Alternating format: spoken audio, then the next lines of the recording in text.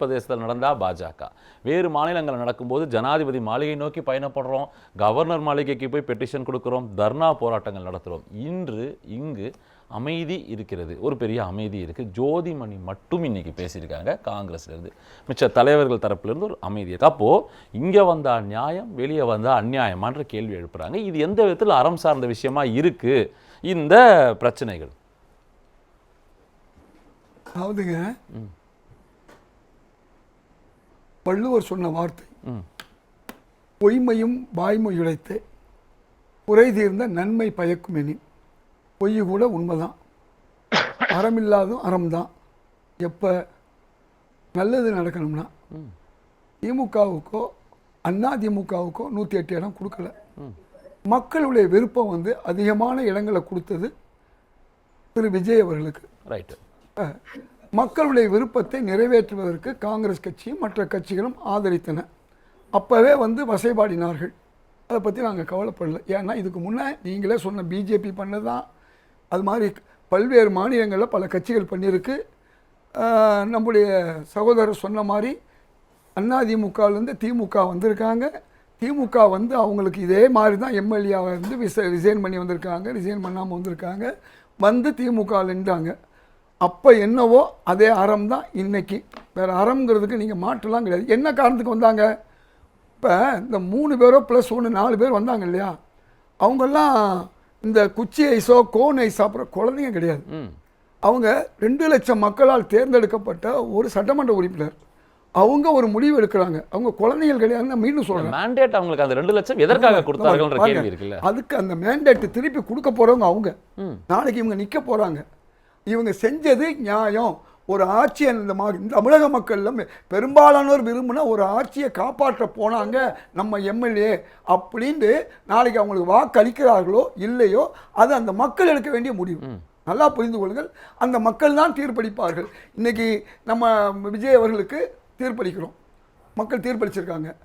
எல்லா கட்சிகளும் திராவிட முன்னேற்ற கழகத்துடைய தலைவர் மாண்புமிகு ஸ்டாலின் அவர்கள் பரவாயில்ல, குடியரசுத் தலைவர் ஆட்சி வந்துவிடக்கூடாது அல்லது பாஜக மறைமுகமாக நேரடியாக வரக்கூடாதுன்னு அவரே சொல்லி தான் ஆதரவு கொடுத்தாங்க. சரிதானா? அப்போ கொஞ்சம் கசப்பாக இருந்தாலும் பிறகு வந்து அமைச்சர்களானார்கள், கொஞ்சம் கூடுதல் கசப்பு அது இருக்க தான் செய்யும். இது யாருக்குமே வந்து ஆட்சி பறிபோகும்போது யாருக்குமே வரும். உங்களுக்கு நான் சொன்ன இன்னொரு விஷயத்த சொல்கிறேன். காலங்கள் மாறும்போது காட்சிகள் மாறும். இப்போ ஒரு சின்ன ஒரு விஷயத்தை ராமாயணத்துலேருந்து கோட் பண்ணுறேன். ராமனுக்கு பதவி கொடுத்துட்டு பறிக்கப்பட்ட போது காரணம் யாருன்னு கோவப்படுறார் லட்சுமணன். அப்போ ராமன் சொல்கிறார் இது விதிப்பா விட்டுருப்பாங்கிறாரு. பதவி அவர் தான். அப்போ அவர் சொல்கிறாரு விதிக்கு விதி செய்யும் என் வில் தொழில் காண்பீர்னு கம்பன் பாடுறான். அதே லட்சுமணன் பின்னால் சீதையை வந்து மான பிடிக்க போக சொன்னாங்கல்ல, வேணா நான் மாட்டேன் அப்படின்னு சொன்னாங்க. ப்ளீஸ் கொஞ்சம் நீங்க எவ்வளவு கேவலமா விமர்சனம் பண்ணீங்க, எல்லாத்தையும் நீங்க கேவலமா விமர்சனம் பண்ணீங்க. உங்களால தாங்க பாருங்க.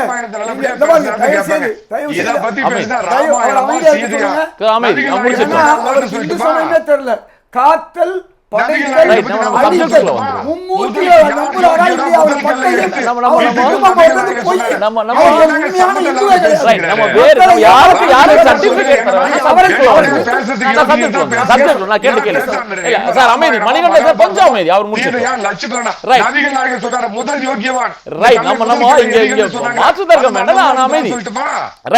மணிகண்டன் சார் அமைதி. நீங்க உங்க நேரம் நான் கேட்ட கேள்விக்குள்ளே வந்துடலாம். இப்போ முடிச்சிருங்க.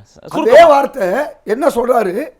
வெஞ்சன விதியை வெல்லவும் வல்லமோங்கிறார். இதுதான் மக்களுக்கு நீங்க செய்யற ஆரவார பேச்சுகளை விட இதுதான் போய் மக்களுக்கு போய் நிற்கும். விதியை வெல்ல முடியாதுங்கிறார். விதியை வெல்றன்னு சொன்ன அது மாதிரி காலம் மணிகண்டன் அமைதி முடிச்சிட்டோம். உங்க மத விதி நீங்க ஏங்க இந்து மதத்துல இருக்கிறீங்க? உங்க மதத்துல இருந்து உதாரணம் சொல்லுங்க. அவர் வந்து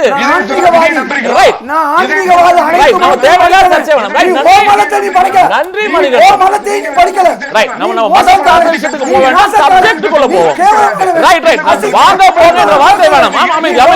வந்து இதயத்துல்லா சார் அமைதி, நாகரிகம் கடைபிடிக்கப்பட வேண்டும், அரங்கம் இதை ஒத்துக்காது, இது போன்ற வாதங்களை அரங்கம் ஒத்துக்காது. அமைதி அமைதி மணிகண்டன் அமைதி. நான் கேட்ட கேள்விக்குள்ள வந்துட்டேன். அமைதி. உங்க நேரத்துல பேசலாம் மணிகண்டன் அமைதி. நான் வரேன். நான் கேட்கக்கூடிய கேள்வினா நீங்க முடிச்சிருங்க. நான் என்ன அறம் சார்ந்து நம்ம பேசிட்டு இருக்கோம். இதெல்லாம் நீங்க சொன்னீங்க, விதியெல்லாம் சொன்னீங்க. ஆனா இது மக்கள் வாக்களிப்பாருன்னு சொல்லிட்டீங்க. நான் ஒரே விஷயம் மட்டும் கேட்டுக்கிறேன்.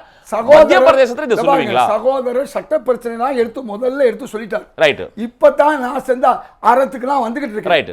நான் என்ன அறத்துக்கு வர்றேன், இதெல்லாம் காலம் பதில் சொல்றேன். அதாவது குனிந்தார் யாரு, செங்கோட்டையன். ஆனா தவழ்ந்து போய் காலை பிடிக்கும் போது நல்ல வேலை திண்டுக்கல் சீனிவாசன் காலை பிடிச்சவரை பார்த்தா அவர் காலை எடுத்துக்கிட்டாரு. அப்புறமா போய் சசிகலா காலில் ஊர்ந்து போய் பாம்பு மாதிரி. நான் கேட்க அவர் சொல்லும்போது அமைதியா இருந்தீங்க. அவர் சொல்லும்போது அப்ப அவர் சாமின்னு சொல்றாரு, என் எடப்பாடி சாமி என் சாமிங்கிறாரு. அந்த சாமியை விட செங்கோட்டையன் மோசமா? ரைட். மரியாதைங்கிறது குனிந்து போற மரியாதை. அது கூட அவருக்கு மதமும் தெரியல. ரைட். நம்ம தனிப்பட்ட முறையில ஒருத்தர் பேச வேணாம். அரங்கத்தை நான் நடத்திட்டு இருக்கேன். நான் கேள்வி என்ன வைக்கிறேன்னா, மத்திய பிரதேசத்துக்கு இதே சொல்லுவீங்களா? மக்கள் வாக்களிப்பார்கள், அந்த 22 பேர் வெளியே வந்துட்டாங்க, ஜோதிதாசி நம்ம அங்க எவ்வளவு போராட்டம் பண்ண, எவ்வளவு பிரச்சனை பண்ண. நீங்க என்ன செஞ்சீங்க பாரு. மத்திய பிரதேச அநியாயம் நடந்துச்சு, அஸ்ஸாம்ல அநியாயம் நடந்துச்சு, கோவால அநியாயம் நடந்துச்சு. உங்களாலேயோ சட்டத்தாலேயோ உச்ச நீதிமன்றத்தாலேயோ ஏதாவது செய்ய முடிஞ்சா மோடிக்கு எதிராக? நான் கேட்குறேன், இந்த கேள்வியை நான் கேட்குறேன். அப்புறம் என்ன சட்டம், நியாயம், தர்மம், நேர்மை? இன்னைக்கு தமிழக மக்கள் வாக்களிச்சிருக்காங்க, அவர்களுக்கு ஆதரவாக இன்னைக்கு மற்ற கட்சிகள் போயிருக்கு. அதை நீங்க முதல்ல அறம் இல்லைன்னு சொன்னீங்க, ஒண்ணு சொன்னீங்க. இன்னைக்கு அதையெல்லாம் விட்டுட்டு இன்னைக்கு யார் எப்படி பேசுறாங்க? எடப்பாடியை போய் பார்க்கல, பேசுறது யாரு? நேற்று வரை எதிரியா இருந்தவங்க. நான் என்ன கேட்கிறேன், இந்த இப்ப எங்க அறம் போச்சு நான் கேட்கிறேன். நேற்று வரை எடப்பாடியை நீங்க திட்டினீங்க, இன்னைக்கு எடப்பாடியை போய் பார்க்கலைங்கிறீங்க. நான் என்ன கேட்கிறேன், நடிகர், நான் நடிகர்ங்கிற வார்த்தை வந்துச்சு. நான் கேட்கிறேன், நான் அதிகமாக நேசிக்கக்கூடிய அமரர் கலைஞர் இருக்காரு பாருங்க, அவர் நடிகர் மட்டுமல்ல, எழுத்தாளர், தயாரிப்பாளர், எல்லாமே செஞ்சவர். நான் பெரிதும் ஸ்டாலின்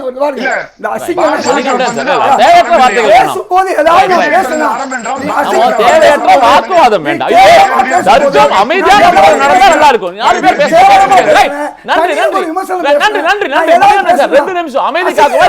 மணிகண்டன் சார் அமைதி. ஒருமையில பேச வேணாம்.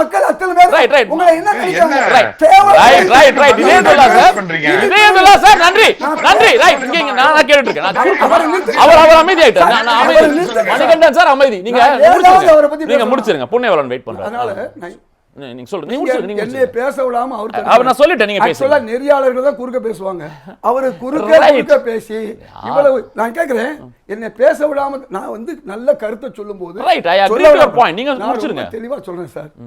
மக்கள் தீர்ப்பு, அதனாலதான் முஸ்லீம் லீக், பிசிகா, காங்கிரஸ், கம்யூனிஸ்ட் கட்சிகள் அதையும் ஒரு கேவலமா விமர்சிச்சாரு.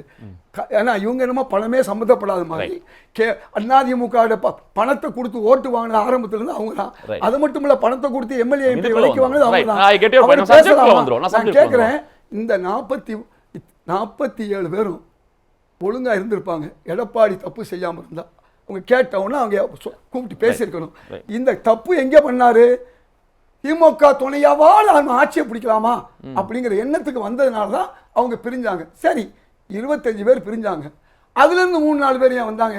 இது எல்லாத்துக்கும் காரணம் எடப்பாடி. எடப்பாடி மட்டும் ஒழுங்கா இருந்தா இந்த அத்தனை பேரை ஒன்னா வச்சிருக்க முடியும். ஏன் வைக்க முடியல அவரால? அப்ப அதுக்கு அவர் பதில் சொல்லணும். இதயத்துல்லா சாருக்கு இவ்வளவு புரிஞ்சிருக்கு. ஆனா அவங்க கட்சியில இருக்கக்கூடிய ஜோதிமணி இது குதிரை பேரம் எந்த காலத்திலும் அக்செப்ட் பண்ண முடியாதுன்னு தானே சொல்றாங்க. குதிரை பேரம் அக்செப்ட் பண்ற நானும் சொல்றேன் சார். இங்க எங்க சார் குதிரை பேரம் வந்துச்சு?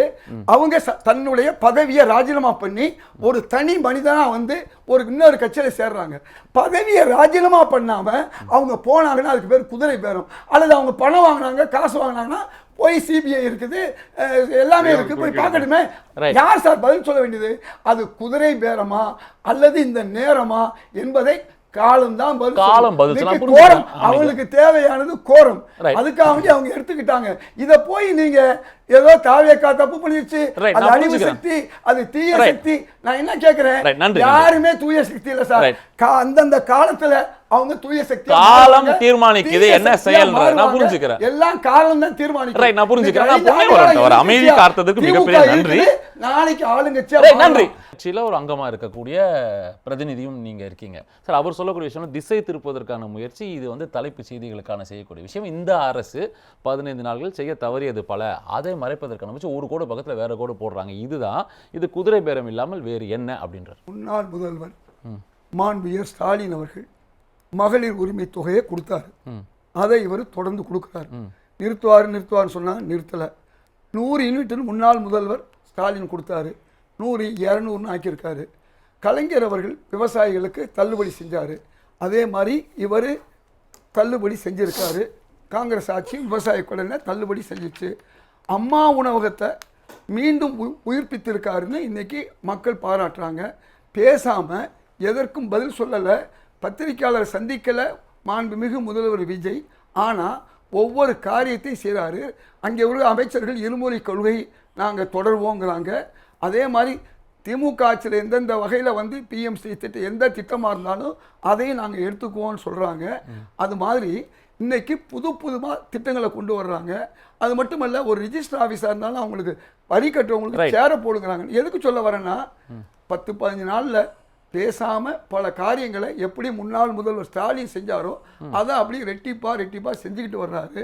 அதனால் இது மக்கள் விரும்புகிறாங்களா இல்லையான்னு இப்போ நீங்கள் சொன்னீங்கன்னா 4 தொகுதி, இந்த 4 தொகுதியில் நாளைக்கு தாவேகா வேட்பாளர்கள் வெற்றி பெற்றால் மக்கள் ஏற்றுக்கொண்டார்கள் அர்த்தம். 108 பேருக்கு நாங்கள் ஆதரவு கொடுத்துருக்கோம். அதை இன்றைக்கு திமுகவுடைய கூட்டணி கட்சிகள் ஆதரித்தன் மூலமாக ஆட்சி தொடருது. அதை நாங்கள் வரவேற்கிறோம். அதிமுகவிலேருந்து 4 பேர் இல்லை 40 பேர் மீண்டும் தாவேகாவுக்கு தேர்தலில் வந்தால் கூட நாங்கள் ஏற்றுக்கோன்னு மக்கள் தான் முடிவு. மக்கள் தான் எஜமானர். குமார் உச்ச நீதிமன்றத்திலிருந்து அரசியல் சட்டத்திலிருந்து எல்லாமே சொன்னார். நான் அறம்னா என்னன்னு கொடுத்தேன். அந்த அந்த தாண்டி ஒரே ஒரு வரி மட்டும் சொல்லிடுறேன். ஹிந்து என்பது மதம் அல்ல, நான் சொல்லல, சங்கராச்சாரியார் சொன்னது. அது மட்டுமல்ல, வாஜ்பாய் சொன்னது. இந்து என்றால் இந்தியன், நானும் இந்து தான். ஆன்மீகவாதி எல்லா கம்மனுடைய பேசும்போது வேடிக்கை பார்த்தீங்கல்ல, பாய் பாய் மூச்சு 3 தடவை பேசினார்ல, சபை கண்டிக்கிறது. நாங்க கண்டிக்கல, நீங்க வேடிக்கை தான் பார்த்தீங்க. நான் இதை அங்கீகரிக்காதன்னு இல்ல இல்ல, எனக்கு ஒரு நிமிஷம் அதை கவனிக்கணும். நான் அவர்கிட்ட அவர் பேச வேண்டியது இவர் நேரம் நாங்க தெரிஞ்சுட்டோம். அவருக்கு லேசான பதில் சொல்லிட்டு ஆகணும். தம்பியும் பதில் சொல்லிட்டாரு. ஏன்னா இவ்வளவு அசிங்கமா கேவலமா மற்ற மனிதர்களை விமர்சிக்கிறது, முன்னாள் முதல்வர் ஸ்டாலினை கேவலமா விமர்சிக்கிறது, இதெல்லாம் வந்து தவறு. மரியாதை கொடுக்கணும். செங்கோட்டையன் அவர்கள் அவர் கேவலமா பேசினாரு. எடப்பாடி அதை விட கேவலமா நடந்துகிட்டாருங்கிறத நான் சொல்லவே பேசிட்டோம், கடந்து வந்துரும்.